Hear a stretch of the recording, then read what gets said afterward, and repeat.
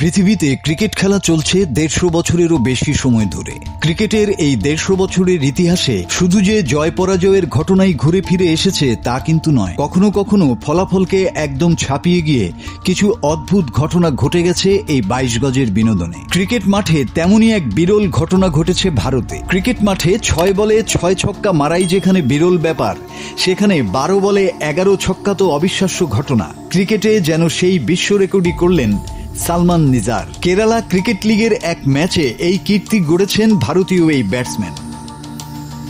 তিরন্তপুরমে কালিকট বনাম ত্রিবান্দ্রমের মধ্যকার ম্যাচে এই ঘটনা ঘটেছে। কালিকট প্রথমে ব্যাট করতে নেমে চাপে ছিল।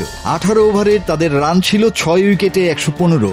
দেখে মনে হচ্ছিল 125 কি 30 রানের মধ্যে শেষ হবে ইনিংস, কিন্তু পরের 2 ওভারে ছবিটা বদলে দেন সালমান। বাঁহাতি সালমান 19তম ওভারে প্রথম 5 বলে 5টি ছক্কা করেন। এ সময় বল করছিলেন ঘরোয়া ক্রিকেট ও আইপিএল এর দীর্ঘদিনের অভিজ্ঞ বোলার বাসিল থাম্পি।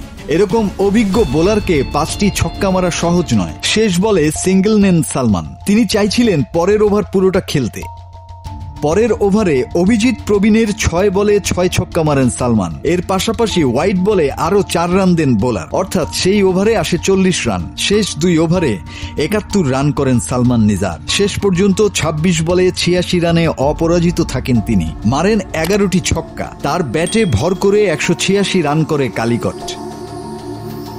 শেষ পর্যন্ত বলা যায়, ক্রিকেট যে শুধু ব্যাট বলের লড়াই নয়, বরং মুহূর্তের দুঃসাহস আর অবিশ্বাস্য কীর্তির খেলা, তারই এক অনন্য প্রমাণ রেখে গেলেন সালমান নিজার। এমন ইনিংস শুধু স্কোরবোর্ড নয়, ভক্তদের হৃদয়েও ইতিহাস হয়ে থাকবে। মাসুদ হাসান, বাংলা টিভি।